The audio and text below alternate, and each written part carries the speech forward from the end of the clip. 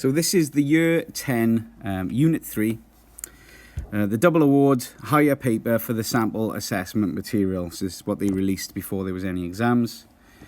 So you've obviously found the video using the code 382, and there's your equations sheet. Slightly different from the one they use now, but still relevant. First question on waves. How many waves are shown between A and C? So I've actually highlighted them there as 2.5. Because the actual C stops there and one whole wavelength there in the pink, so it's going to be 2.5. Between which 2 points are the wavelength the longest? Between A and B. From there to there, you can get a ruler and measure these as well. Amplitude the smallest, you can see that the amplitude is the smallest. So that's the maximum displacement of a wave there. Between B and C, the smallest. If 8 waves cover a distance of 240, what's each wave? Well, each wave then, if we got 8, to find out each wave, you put that into the 240. So 8, how many times is 8 to go into 240? It's going to be 30 centimeters per wave. And that makes sense then, because 8 times 30 is going to give you a 240. Diagram shows transverse wave. What is a transverse wave for 2 marks? Here's a quick win. Vibrations move at right angles to the direction of the wave's energy.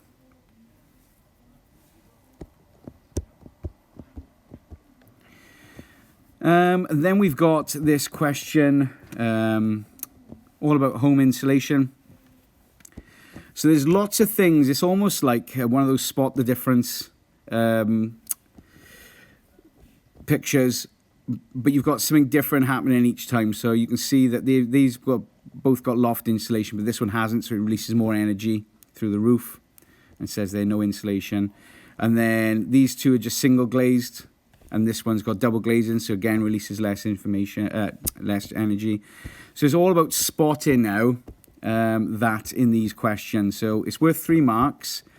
So you're going to have 3 ticks. So if I just go through these, single brick wall loses the least amount of energy. Well, that's incorrect, because a single brick wall loses 5,000 joules. So that's all I've done is added all these up for each one.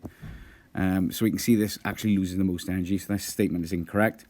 House B loses the least, it says there. Well, it's not, because it's house C. You can see it's 4,300 compared to 4,400. So even if you were to guess, you're going to get 2 of these right, because these 2 are wrong. So you could just randomly choose, but we're going to keep going for it. Adding loft insulation reduces heat loss by 1,200. So that is 1,600 minus the 400. Yeah, that's correct.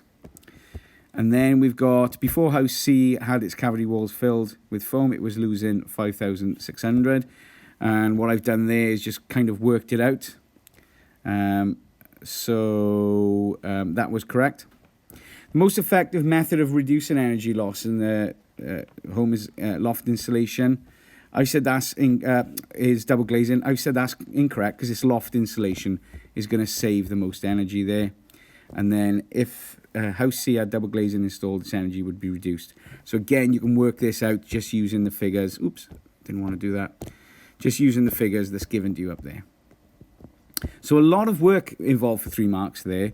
My advice is something like this. If you're getting caught up right at the start, just move on and come back to it.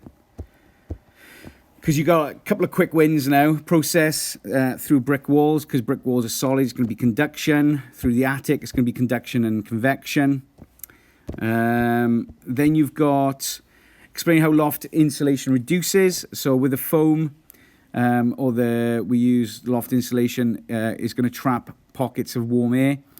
And it's a bad conductor, so it's going to reduce heat loss via conduction and convection there. Less heat is lost via convection, because empty space is filled as well. Then give a reason why house A requires more energy, because it loses the most heat per second there, 5,000 joules.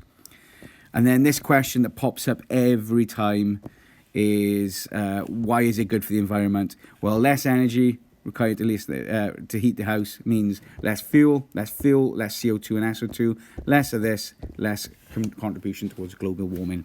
So again, worth knowing.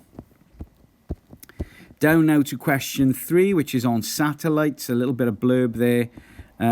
Explain the advantages of placing communications in geosynchronous. So I said remains in the same place relative to the Earth. Satellite dishes can be fixed. Continuous communication between satellites. I don't think that's right. Right, so I've actually gone away and looked at the mark scheme here. I think they've made a mistake with this word geosynchronous. Geosynchronous is when it orbits not around the equator of the Earth, but so it's only in communication every 24 hours, geosynchronous. A geostationary satellite is going to remain in the same place, point relative to the Earth, and be in constant communication.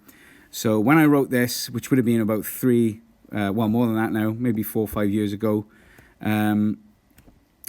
I didn't pick up on this. So this is incorrect. This is the exam board being incorrect here. Geosynchronous is every 24 hours it can only communicate because it follows a different orbit. Whereas geosynchronous is 24-hour orbit, but it goes around the equator, so it's constantly in communication with the Earth, so it's above the same point every time. So a bit of a naughty one there for 3 marks. And then you're going to draw the communications. You can see a mistake was made there. So I'm going to go up from station 1 up to the satellite, back down to a station here, and then back up to a satellite, and then back down. So that's the path it's got to take. Okay, not from, you can't do it from satellite to satellite for some reason, and nobody really knows the answer to that. So if you know the answer, drop me a comment or let me know. Then we're going to use some information. 20 centimeters. So already I can see that's got to be converted to meters. And then we've got 3 times 10 to the power 8, which is the speed of light. So we're going to use the speed over wavelength to get the frequency. And you can see that I've converted this to 0.2. And that comes out to either be that or 1.5 times 10 to the power 9. Or I guess you could put megahertz if you wanted to there. The time delay between sending signals. So it's giving you a time delay now, but remember, well, in fact, I'll do that as we come to this bit now because it's over 2. So I've got my time is 0.48, which is given me there. My speed, I'm going to use the same speed as I was just given. And now I'm looking for a distance. So when I do speed times time, I'm going to do this. And then I get a distance of this. And I need to divide that by 2 because that's the distance now of going up and down. So it only wants to know the distance of up. Remember that signal goes up and then back. So the time delay is going to be factoring up and down. So the distance is going to be half that distance. Okay, there and back. So it's going to be 7 times 2, 7.2 times 10 to the power 7. And then we've got a nice wordy question again. They love the wordy questions. We've got 5 pence, 16 pence, all stuff I've highlighted there, just in case. So the first question is, for 7 meters squared roof area, we get 140 kilowatt hours. So what is it per meter squared? And again, very similar to the first question, where it had 8 waves in how many seconds. We want to know what 1 wave is. It's the same. If I want to know what 1 meter is, I just put the 7 into 840 to give me 120. Does that make sense? 7 times 120 is going to give me 840, yes. Describe the relationship between roof area and output. So when I look, I can see that is this increasing, this is increasing as well. In fact, it doubles.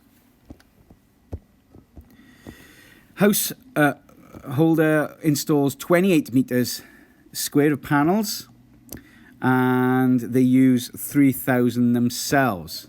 So calculate the money gained for 4 marks. Quite a bit involved here, so just follow me through. So first of all, 28 meters squared is going to give me 3,360. How do I know that? Because it tells me there. So that's my first thing. Now I want to work out how much they've got left. So I know that they use 3,000. So if we subtract that from the 3,360, okay, that gives me, then I've got 360 units are going to go back to the national grid. We're not using those. And then we can get paid for that, and it says that in this opening blurb. The export tariff, okay, that we don't use is going to be 5 pence. So they're going to give me 5 pence for everything I don't use, which is 1,800p, which is 18 quid. And I also save 16 pence on each unit I use, and it says that there, okay? So by installing these, not only will they give you 5 pence for the stuff you don't use, but they'll give you 16 pence off everything that you do use. So I'm going to times 16 by the 3,000 that I use to give me £480. I'm going to add them all together, and that comes to 901, I think. Is that right? Oh no, I just note this because we got the TIF return. So that's what you get for having them installed as well. And it says that there. So the fit return installation is 12 pence per kilowatt. So you get that, and you get that from installing these. So what I've done there is the 3,360 times the 12, and that's going to give me that. So what I've done is added that, and that together, give me 901. Okay. Why will this vary by installing these roof panels? Because the hours of sunshine each year will vary, and the angle that or the position of your house is going to vary from location. So that's that question there. Coming on to the last two then, we've got energy ratings. So the first one is a nice, quick, easy one. So we've got voltage is 230, current is 8 amps. We get all this from and there's no conversions required either. So that comes out to be 1,840 watts. So again, if that was kilowatts, you would have had it converted. Estimate the units used by dishwasher C. Well, I've got A, B, no C and D, so C's got to be in between here. So an estimation anywhere between 316 and 419, anywhere between there. So I've said 400. And now it wants the cost. The equation on page 2, cost units times price of the unit, cost of the unit. So we got 420 units. I got that from the table. And then the cost is 20 pence. So I've got £84 there. Thank you, Dale.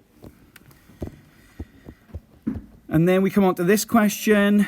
Could have used A, and it was £35 more expensive to buy. Explain why dishwasher A would have been more cost effective.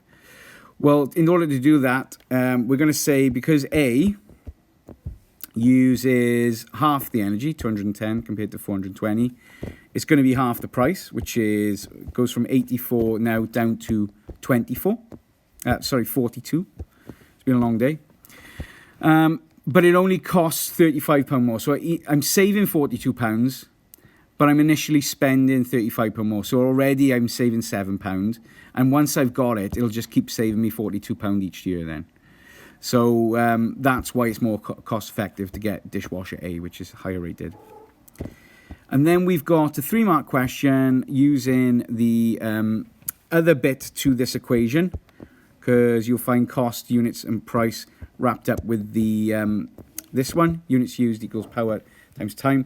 Only now it's in kilowatts and hours. So I've got to convert the power I initially worked out, which was this one.